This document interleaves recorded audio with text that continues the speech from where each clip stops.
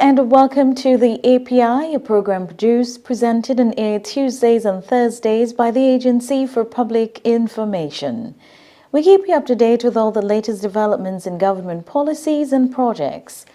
On today's program, construction of homes under the $9.5 million Lives to Live housing project moves to the constituency of East St. George. Residents of Kanawan come out in their numbers to join forces with the Ministry of Health to observe World Hypertension Day. And as usual, on a Thursday evening, we'll end with an exciting edition of an Iadc update. The details to these stories when we return. But here is Kisha Woodley with this evening's edition of News Watch.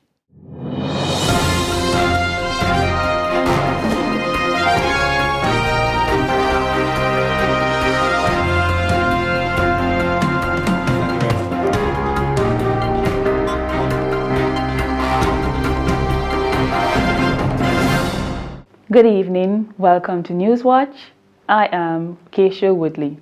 Prime Minister Dr. the Honorable Ralph Gonsalves played host to students of the Mariquar Government School on Tuesday at Cabinet Room. The students were elated to meet with Prime Minister Gonsalves, who received them warmly. Teachers accompanied the students and the ULP candidate for Mariquar, Mr. St. Clair Jimmy Prince. The interaction with Prime Minister Gonsalves gave the students an opportunity to learn more about the operations of Prime Minister's office and to enhance their social skills. The government of St. Vincent and the Grenadines continues to provide the necessary framework to encourage students throughout the country to embrace education as a viable option out of poverty. Now to health.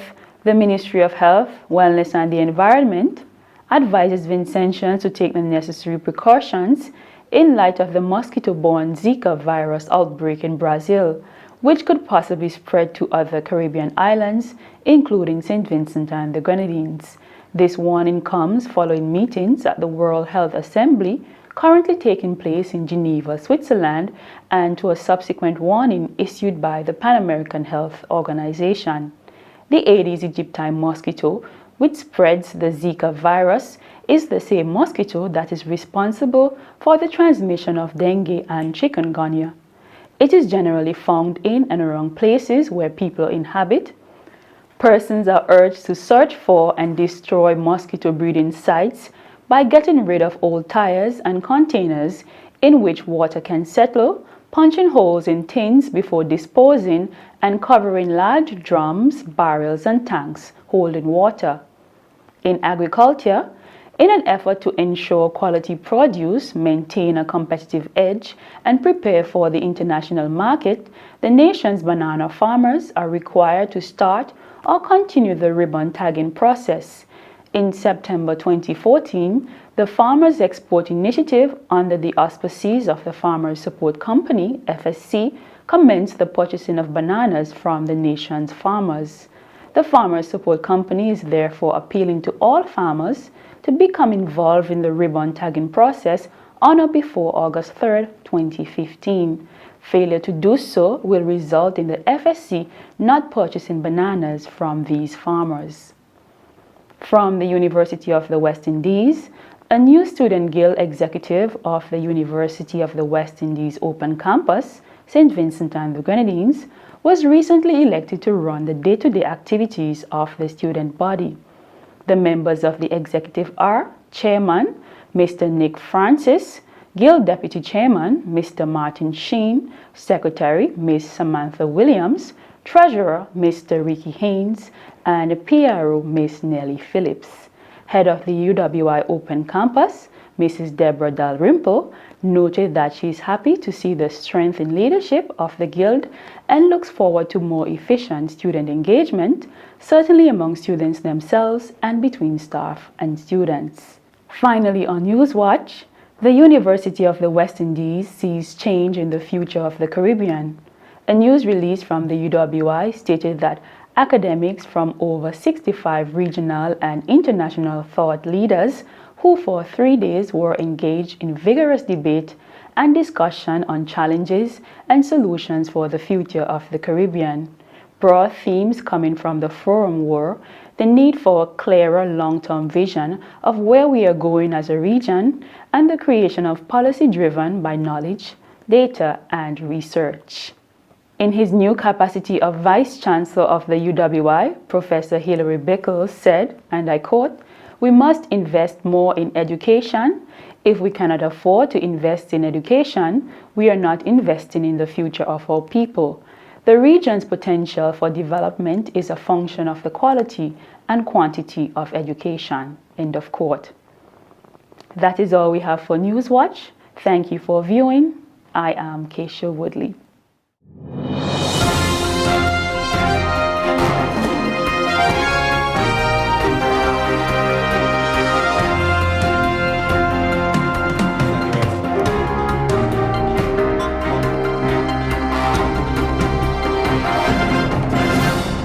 An earthquake can happen at any time. Be aware. Drop, cover, hold on. Crouch and cover your head with your arms. Hold firm in an internal doorway. Avoid running outside or using stairs. Stay away from elevators and move away from outer walls, glass windows, and hanging objects. Remember, when the earth quakes, do the DCH. Drop, cover, hold on. Now, are you ready? Yes! We're ready! Visit weready.org, brought to you by SEDIMA and the European Union. If you've just joined us, you're viewing a presentation of the Agency for Public Information. In our featured presentation, the Lives to Live project of the Government of St. Vincent and the Grenadines is progressing apace. This $9.5 million housing initiative is geared at improving the living conditions of the elderly, the poor, economically disadvantaged, and indigent persons with striking disabilities. Minister of Housing, the Honourable Montgomery Daniel, a team of officials from the Ministry of Housing, along with the parliamentary representative for East St. George, the Honourable Clayton Bergin, visited a number of the Lives to Live houses in the East St. George constituency on Monday to view the homes on the construction in that constituency. The API's Ashishia Sam was there and tells us more in this report.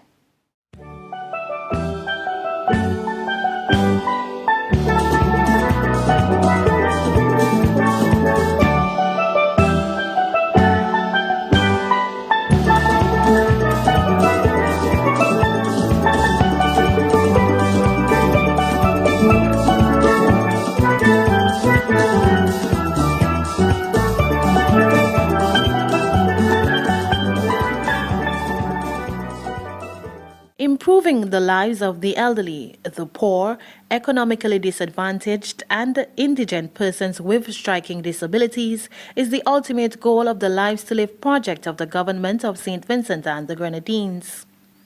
Through this program, the government is improving the living conditions of these citizens by adding bathroom and other necessary facilities to their existing homes and, in some cases, constructing new homes for them, thus improving their lives. Thus far, a number of persons have benefited under this program. Minister of Housing, Honourable Montgomery Daniel, is charged with the responsibility of carrying out the project. On Monday, he visited 3 of these projects in the East St. George constituency. His first stop was at the home of Peterson Coffey. Coffey is 73 years old and blind. He shares this home with his sister. Having seen the condition in which Mr. Coffey and his sister live, Minister Daniel saw the need to assist them.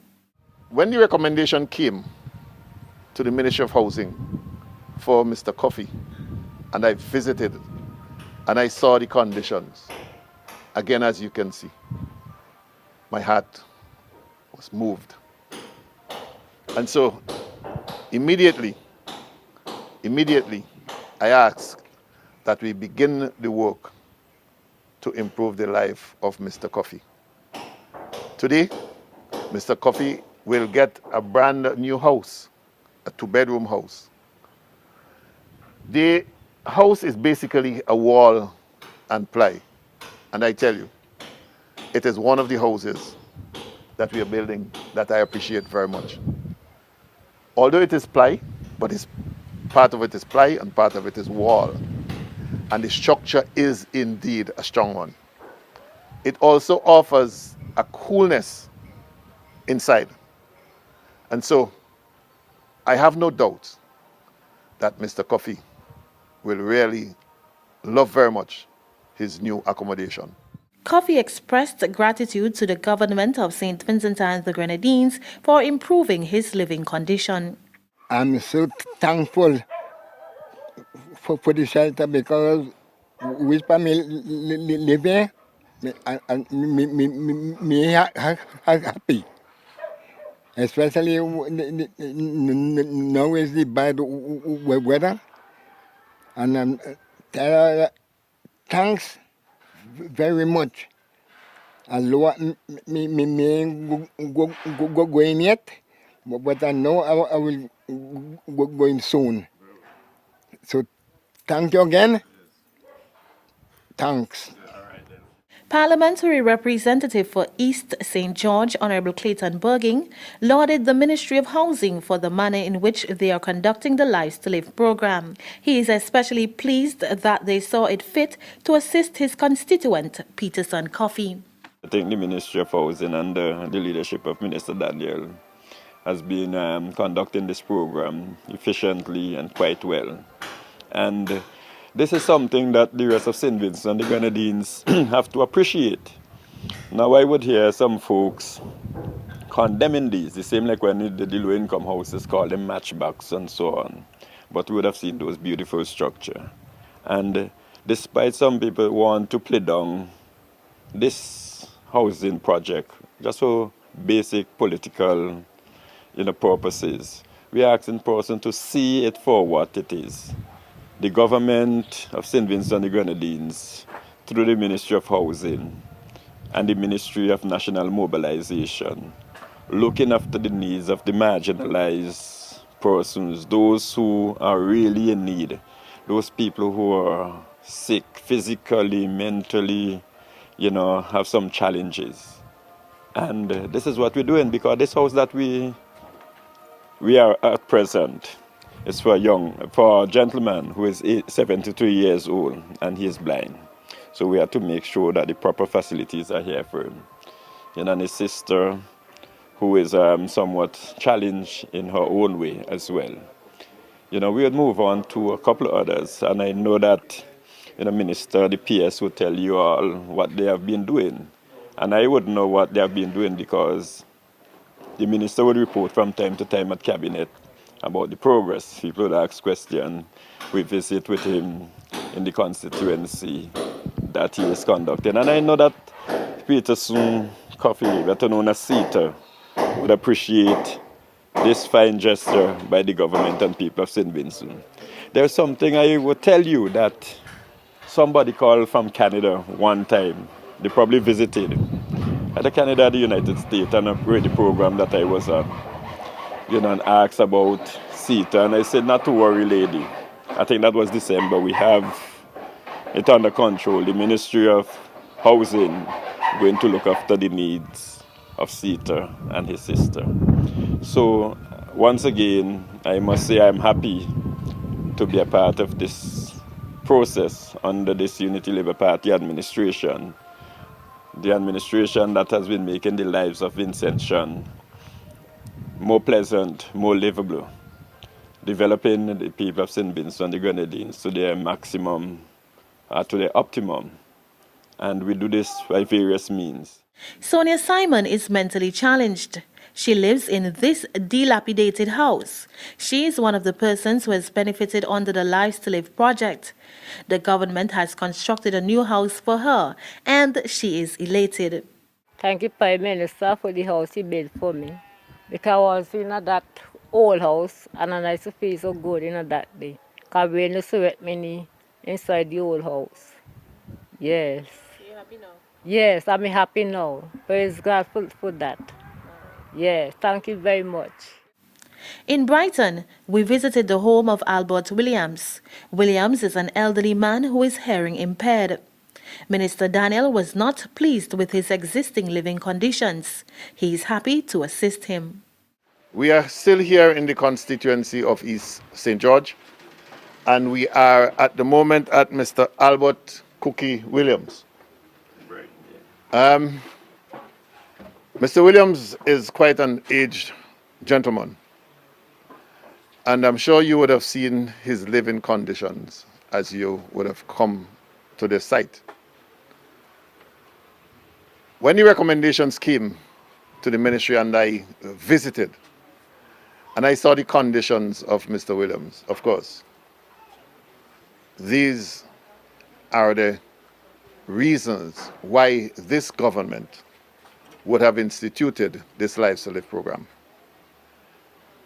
One cannot believe in real practical terms that some of our older persons who would have contributed to the development of this country are living in such a deplorable condition. Mr. Williams is one of those persons who the constituency would have recommended, the Ministry of Social Welfare would have recommended. And so, on behalf of the Ministry of Housing, I am indeed happy and pleased to be able to improve the life and the living condition of Mr. Williams. You have to see these things to really believe what they are. And it's real heartbreaking sometimes to come on these sites and to see what they are, only to understand the deplorable conditions under which some of our persons, our older persons, are living. And so, Mr. Williams, I'm indeed happy as the Minister of Housing to help to improve your living conditions, making your life much better so that you can live a much more decent life. Yeah, how you feel about getting a new house? We come into progress. And you're Right. happy, right?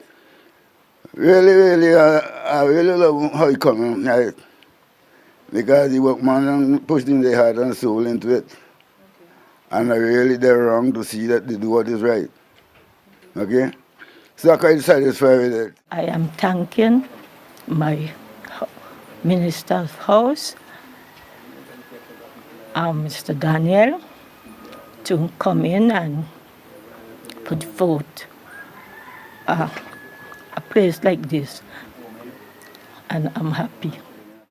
Daniel pledged the ministry's commitment towards assisting those who are in dire need of the ministry's assistance.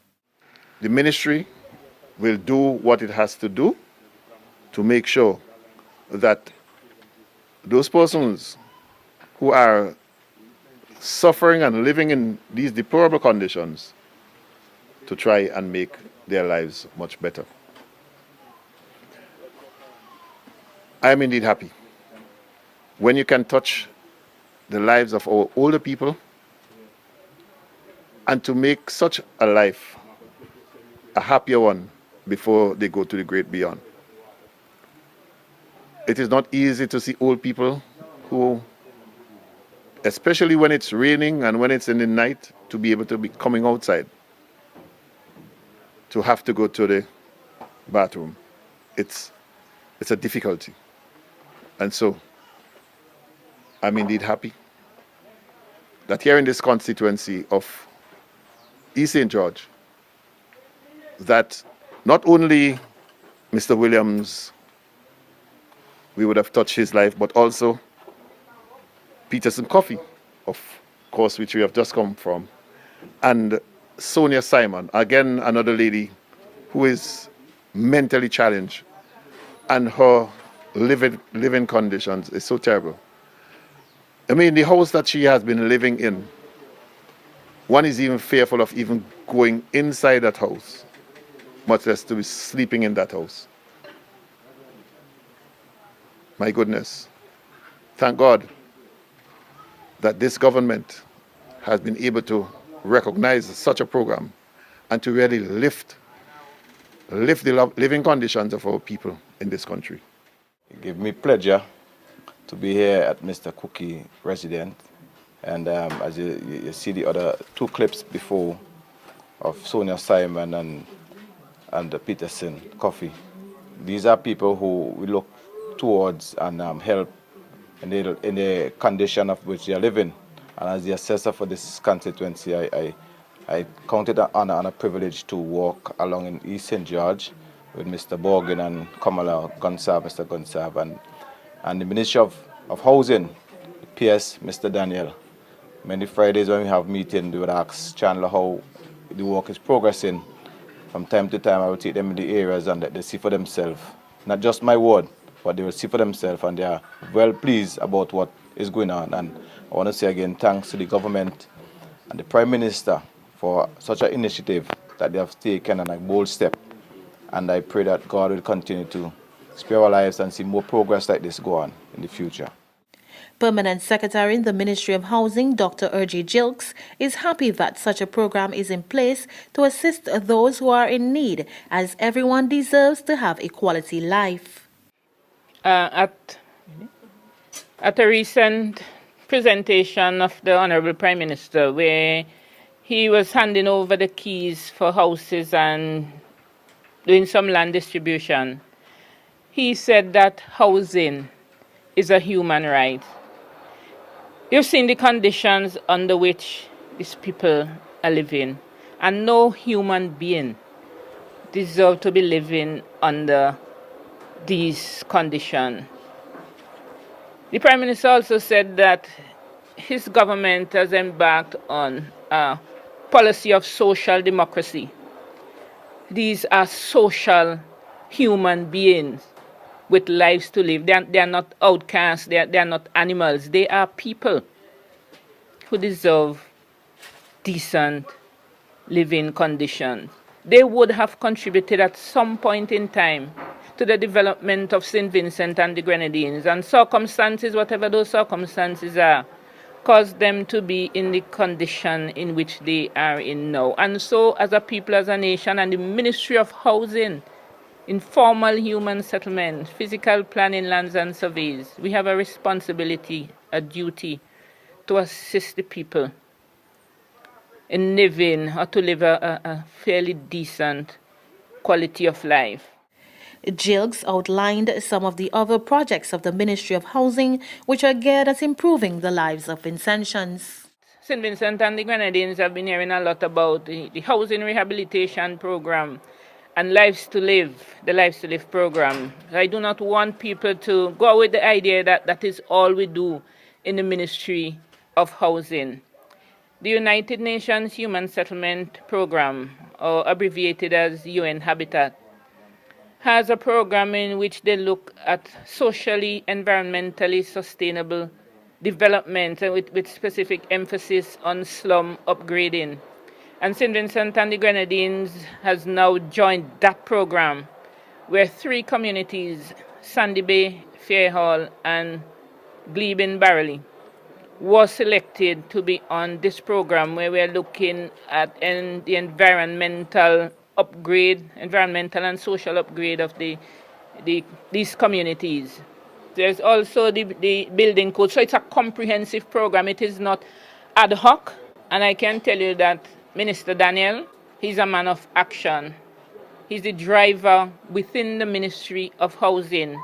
So everything that we do is done according to specific policy within the policy framework of the government of St. Vincent and the Grenadines. So in looking at our building code, we are also looking at the environmental and social implications of construction in St. Vincent and the Grenadines. So our Lives to Live program and our housing rehabilitation program, our land allocation program, they all form part of this housing umbrella. You know, I like the way the government and the ministry handling the housing situation and the housing stock in St. Vincent and the Grenadines. And, you know, as a result of what we are doing, you would find out a person on their own initiative. They may come and get some materials from the government, and they would improve their condition and make it up to a certain standard that is acceptable by all, you know. And Pierce mentioned about, you know, we now being on a program where there are a few areas that they're looking at to ensure that, to see what they can do to improve the lives of these people and the living condition. And we are doing a great job. And I say we'll continue to do that job. Minister Daniel is pleased with the strides made under the Lives to Live project. He gave an update of the project. I'm indeed happy. I'm glad to see where the Lives to Live program is at this point in time and the number of persons that are benefiting from this program. We do have at the moment where, as of this month, we begin the second round of the Lives to Live program. That is, we have done the first round, we have done 60 units in the first round, and now we are doing 75 units in this second round, which includes the Grenadines. And so, you have a number of persons now that will benefit much more than the last month when we started. The work is progressing smoothly. We are getting a lot of support from the various constituencies, and no doubt we are creating a lot of jobs for the workmen in the number of the different areas in the different constituencies. I think the program is doing fine, it's doing well, and all in all, the beneficiaries are the ones who are indeed happy and are benefiting from the program. The program, dubbed Lives to Live, recognizes that these citizens too have lives to live, and their lives should be nothing short of quality. Ashisi Assam reporting for the Agency for Public Information. Our natural history includes the long-tailed white tropic birds that migrate to our skies and rock faces, the North Atlantic humpback whale that comes to our warm waters to give birth to and nurse their young, the critically endangered hawksbill turtle, and the St. Vincent parrot. These are all creatures that the National Trust seeks to protect for future generations. For more than 40 years, the National Trust has worked to save St. Vincent and the Grenadines' most beloved places, landscapes, and seascapes where great moments of history took place. We work together with communities to value and protect important pieces of our cultural community, national history, and environment, such as the series of decorated Saladoy pots found in Clear Valley, signifying that St. Vincent's civilization is almost 2,000 years old. We do this all because the next generation needs to know our stories, as they will only inherit the places and species we choose to save today. We urge you to plant a tree under whose shade you never plan to sit. Join the National Trust today. Welcome back to our program. Residents of Kanawha came out in their numbers to join forces with officials from the Ministry of Health last weekend to mark World Hypertension Day. Hypertension, or what is locally referred to as pressure, is a chronic non-communicable disease and is among the leading causes of death in St. Vincent and the Grenadines. Know Your Numbers is the theme for this year's World Hypertension Day. The aim is to get Vincentians with high blood pressure to take an active interest in monitoring and managing their condition by getting into the habit of knowing their numbers. The activities in Kanawha included a motorcade, fitness walk, and sensitization drive throughout the island. Kisha Woodley has the story. Every year, the 17th of May is dedicated to World Hypertension Day. This is an initiative of the World Hypertension League and affiliated section of the International Society of Hypertension.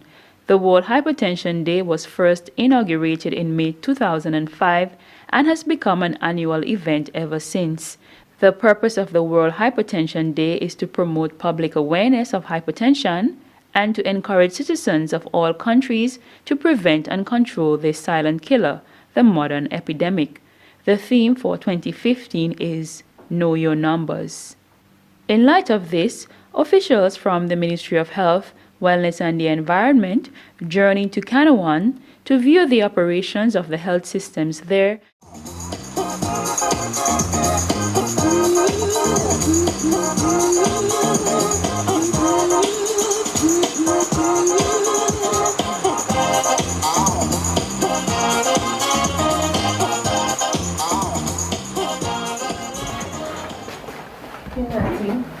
One thing they're very good on here is statistics, because everybody in the village can see what is happening, how many people come into the clinic and what is seen, all the vaccines.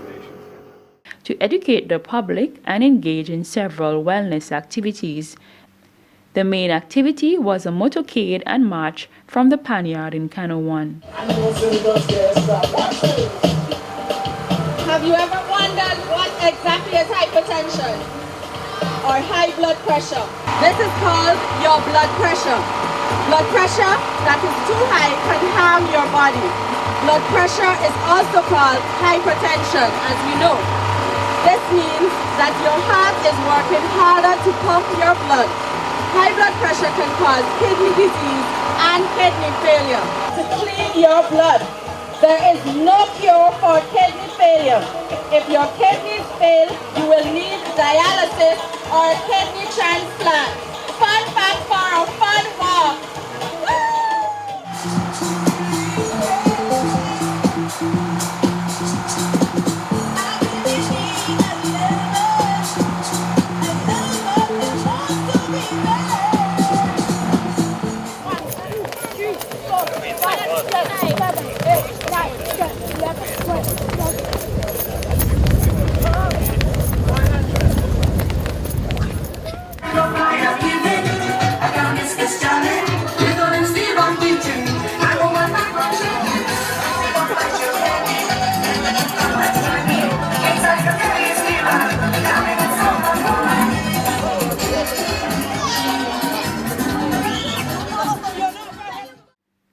Communications Officer in the Ministry of Health, Wellness and the Environment, Mrs. Nika Anderson Isaacs, spoke to Dr. Rosamond Adams about hypertension and how it relates to St. Vincent and the Grenadines. So we're here with Dr. Rosamond Adams. He's the epidemiologist in the Ministry of Health, Wellness and the Environment, and he's here as part of the team that has come from the Ministry of Health to support the activities that are here for this Hypertension Week. Hypertension is one of the diseases that is affecting our people. A lot of people don't know their figures. As you know, the theme is Know Your Numbers, and so it's important that people know what their measure, what their blood pressure value is.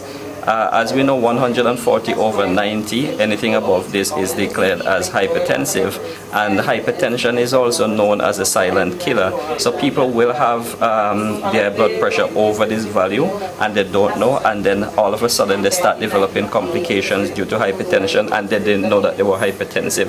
So this drive is a community awareness drive in which we bring people, get people to measure their blood pressure, know their figures, and if their blood pressure is over 140/90 or they're pre-hypertensive, it's borderline, what we will do is that we will initiate treatment, we will do a lot of intervention, we will do a lot of health promotion activities, because diet is important, exercise is important, so they need to know how to manage their blood pressure.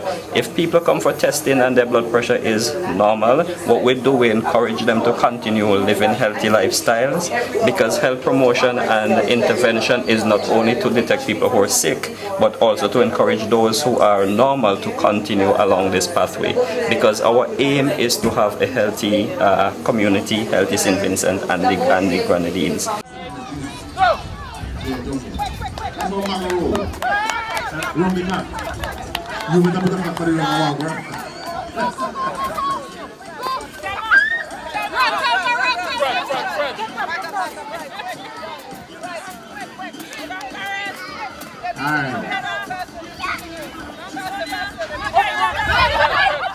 So the fight against NCD is a multi-sectoral fight. What you will have heard us saying for a long time is that we need the involvement of the community, we need the involvement of the private sector, and CCA has come on board with us with the Ministry of Health in doing this joint private-public collaboration so that we can reach more people and we can have more help in the fighting against these chronic diseases.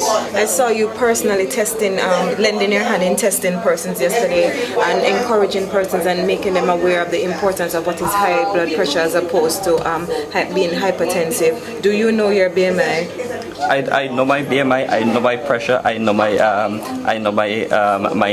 glucose reading, and it's very important that you know these, because you can position yourself and know what you can eat, what you can't eat, and know what you have to do to stay healthy and to remain healthy. I saw persons being tested in terms of their weight and their height. Why is that important? Right, so what we use is the BMI, which is the body mass index. So we need to get your weight and we need to get your height in order for us to calculate your body mass index, because this is an indication, and a body mass index is what we will use in order to determine if you're underweight, if you're normal weight, if you're overweight, and if you are obese. Okay. So it's important that we take weight, height, get your body mass index. We also did the blood pressure, as I said earlier, because it's important that you know your numbers. And this is what we're going to So do. This knowing is your knowing your numbers numbers. include what? It includes knowing your blood pressure reading. And well, this is a team, and virtually it's around hypertensive week. But knowing your numbers is not only limited to these, because you need to know your cholesterol level, you need to know your sugar level, you need to know your BMI, so that you can have an awareness of how you stand where these values are concerned. Sharing expertise with the folks in Canouan, Dr. Martin remarked that he would love to make Canouan the healthiest island on our planet. First of all, if anybody had their blood pressures measured and you were told to go to the clinic, please make sure you go to the clinic and get checked again. And secondly, if anybody's supposed to be taking tablets for blood pressure, please take your tablets every day.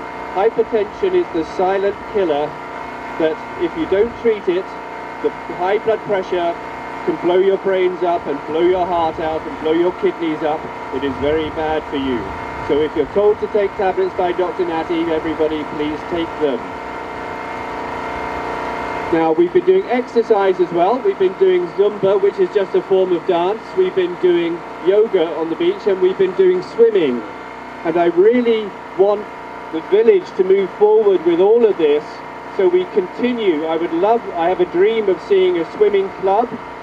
I have a dream of seeing a dance or a Zumba club, maybe happening once or twice a week, and certainly over the summer, to make this really, as much as anything, for the children as well, because it is the children of the island that we need to be as healthy as possible, and I hope to drive exercise forward.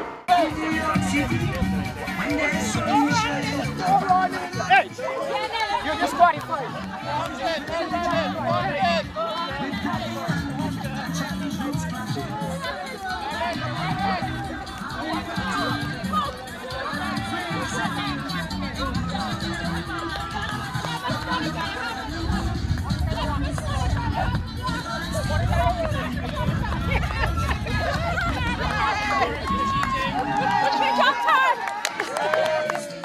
Chief Medical Officer Dr. Simone Keyser-Beach congratulated persons of Canouan for participating in the week of activities to mark World Hypertension Day. Dr. Keyser-Beach pledged the continued support of the Ministry of Health. It is important that you know your numbers. It is important that you become aware of the problems of hypertension. But instead of focusing in on the negatives, we want you to focus in on wellness, on being healthy, because your risk factors for hypertension are the similar risk factors. When I say risk factors, I mean smoking, drinking, not moving around, not eating healthy. Those are things that we're going to affect not just hypertension, but also diabetes, cancer. So if we focus on just being healthy, eating the right things, getting the proper exercise, not drinking too much, not smoking at all, we should all be a healthier nation. And it is our pledge that we are going to work with you to make, yes, Canouan the healthiest island in the world, and thereby making us all healthy. Pan American Health Organization representative and advisor on chronic diseases, Dr. Tomo Kanda, commended the Ministry of Health for organizing the activities to mark World Hypertension Day. As you know, top 3 cause of death for the Caribbean people are cardiovascular diseases and diabetes and also cancer. But cardiovascular disease, cancer, and also diabetes are very silent killer, means you don't know how they approach you. Because this past 1 week, we did just blood pressure taking and height and weight questionnaire. We found many people who don't know they have a hypertension, but actually their blood pressure is extremely high. So this is an excellent opportunity for people in Kanoan to realize know the number, don't below 140 over 90. This is a number you have to remember. Now, how you can prevent not take hypertensive condition?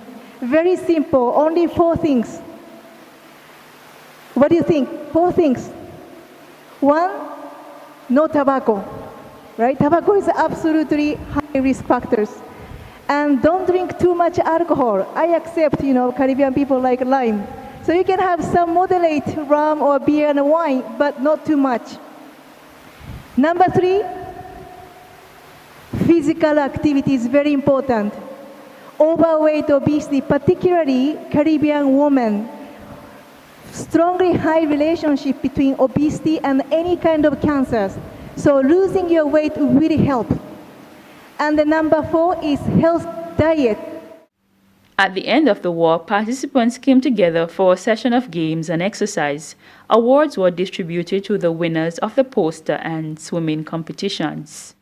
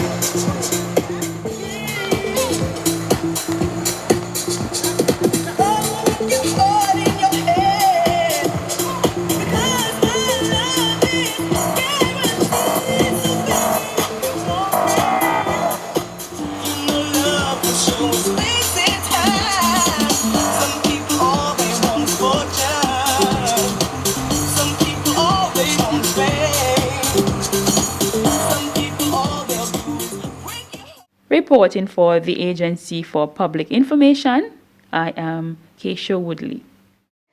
Our program continues in a moment with an Iadc update.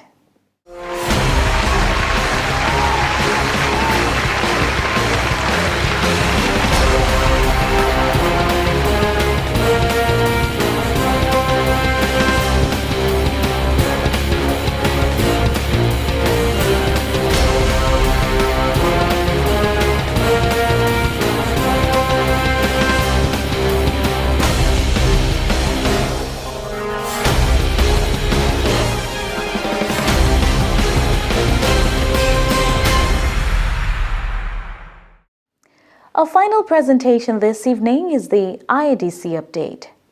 CEO of the International Airport Development Company, Dr. Rudy Matthias, outlines the status of equipping the buildings at the Argyle International Airport. He provided the update while addressing the handing over ceremony of a $35,000 check to the contributory fund by the returning nationals of SVG on Monday, May 11th. Very early next month, we are expecting to receive the conveyor belts, what we call our baggage systems. Those have been shipped from New Zealand. We bought them from a New Zealand company, and they should be arriving here by the first week of June. We have in our international terminal a fairly big outbound conveyor belt system. That is the one that you would see behind the airline counters. And in the arriving hall, we have 2 big conveyor belts. That is in the international terminal. Then we have in the domestic terminal, as you know, we have an international terminal that is separate from the domestic terminal. In the domestic terminal, we have a small inbound conveyor belt as well as a small outbound conveyor belt. We have 6 desks in the checking desk in the domestic terminal, so we would have a conveyor belt for those desks to serve those desks as well. Now, this equipment is arriving sometime in June, I believe by the first week of June. And as you must have seen that we've been advertising in the newspaper for people who have electrical installation backgrounds to come to help us do the installation of the conveyor systems. We bought also 2 jet bridges. Those are the mobile units or mobile aisles that connect planes to the terminal. And we've paid for 2, and they have been completed sometime last year and are ready to be shipped whenever we want them to be shipped. And we expect that given the modifications that we have to do to the front of the terminal to accommodate these bridges, that this work and the installation of the bridges should be done by August. That is our plan. We can get them done before, but it depends at the rate at which OECC does the modification work in front there for us. But these bridges are already built, and they are just to be shipped now to be installed in front there, on the front of the international terminal. And these will serve the 2 of the largest planes that will be parked at Argyle. This month also, we expect to receive most of our scanning equipment, the security equipment, the big scanners and so on. We've ordered them, and they are supposed to be arriving here late this month. And if not late this month, certainly by the first week of June. Now, these will be held in the terminal building until we are ready to install them and to test them and so on. We have also been doing some work to make the last floor of the terminal building operable. We are going to put some lounges, some airline lounges up there. So we are right now retrofitting that space to accommodate about 4 lounges. There will be 2 lounges for VVIPs and VIP. These are the people like Your Excellency, the Governor General, and the Prime Minister when they are traveling. And the entourage will be using the VIPs. So those 2 lounges are going to be managed by the Ministry of Foreign Affairs, and they are on the very top floor with very nice views of the apron. And we are also making 2 other lounges that will be available for rent or lease to any airline company that wants to run them, or any business for that matter that wants to run them, to cater to first class and business class people who want to use those lounges. So this is one of the ways that we are going to try to make some money for the airport to cover the operating cost of the airport. As you know, the control tower was finished some time ago. I think that one was finished the end of last year. And we have a contract with a Canadian firm to do the retrofitting of the control tower, as well as to install the navigational aids. We've already paid them for that. But we've asked them to delay the installation of those equipment, because there's no point in putting these things in the control tower now if you're not going to be using them. So we've asked them to delay installation of them until a time that is better for us. We have been talking to them about doing this installation work in July. And they are also going to be doing the installation of the navigational aids in the airfield in July as well. So that by August, these things should be in place, the control tower should be functional, and the airfield navigational aid should be functional by the end of August. You know also to that we completed construction of the fire station, and that is there now. We've also bought the 3 fire trucks and all of the equipment that the fire police need to provide the service at the airport.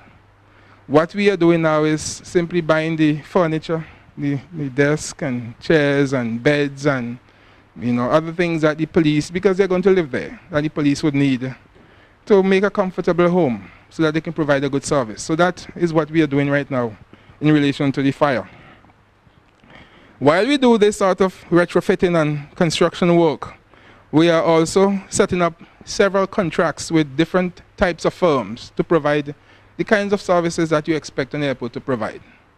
So you must have seen recently that we advertised for persons to send in proposals to us to take up space in the airport, in the terminal building, to set up stores, duty-free shops, retail shops, bars, and restaurants.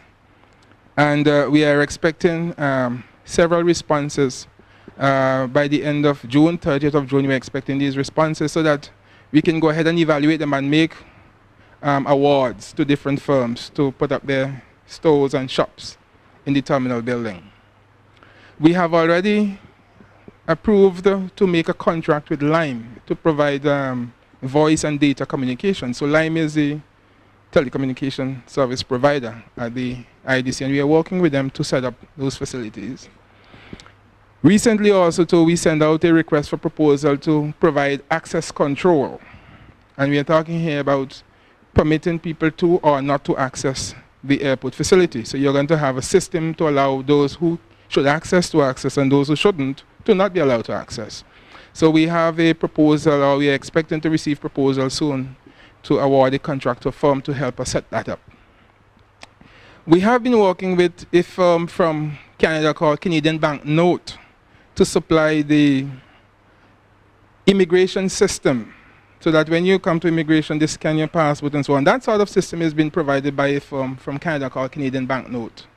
And over the last 2 years, we've been talking with them, so they are now prepared to come here sometime in July to start installing that system, which will be used by the immigration officers. We are also doing a contract with a firm called CETA. It is a company owned by the Iadc, International Air Transport Association. And they are going to be providing the equipment and the software that the airlines need for checking in passengers. That software will also run the display terminals that will tell you when a plane is supposed to be arriving and which planes are departing to where. So they will be providing both the software and the hardware, the display terminals and all those sorts of things. We signed a contract with them about 1.5 years ago, and they are preparing themselves to install those things sometime by August.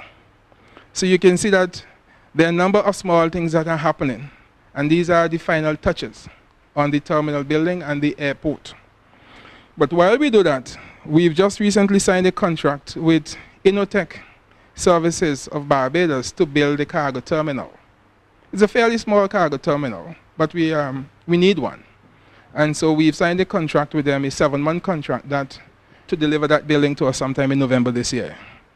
So we should be able to have that for operations as we become operational later this year. In relation to now the management of the new airport, we are in the process of setting up a company that will be 100% owned by the government of St. Vincent and the Grenadines, and will be staffed mainly by persons drawn from E.T. Joshua and from the Iadc, but we will also hire strategically placed persons who have extensive experience in airport operations, so that in some critical positions, we will have to hire into and bring into St. Vincent persons who have extensive experience in running international airports. I imagine that those persons will be hired on contract so that they can help to transfer their knowledge to our Vincentian people, and after some time, we should be able to run our affairs ourselves. But there is a process of learning that is necessary at the start. And if you don't have that knowledge, oftentimes, you have to buy it in. And there is nothing wrong with that. We will get people to help us to set this thing up and get it running well. And once we know what we are supposed to do for ourselves, then we can carry on the work. This has been a presentation of the Agency for Public Information. You can join us next Tuesday evening at 8 for another program. Remember to view our Facebook page at the Agency for Public Information, SVG. If you missed this evening's program, you can view on our YouTube channel, Agency for Public Information, SVG. On behalf of the entire production team, I am Dion John wishing you a pleasant evening and a wonderful weekend. Remember, you can join us at 5 this Saturday for Inside Story. See you then.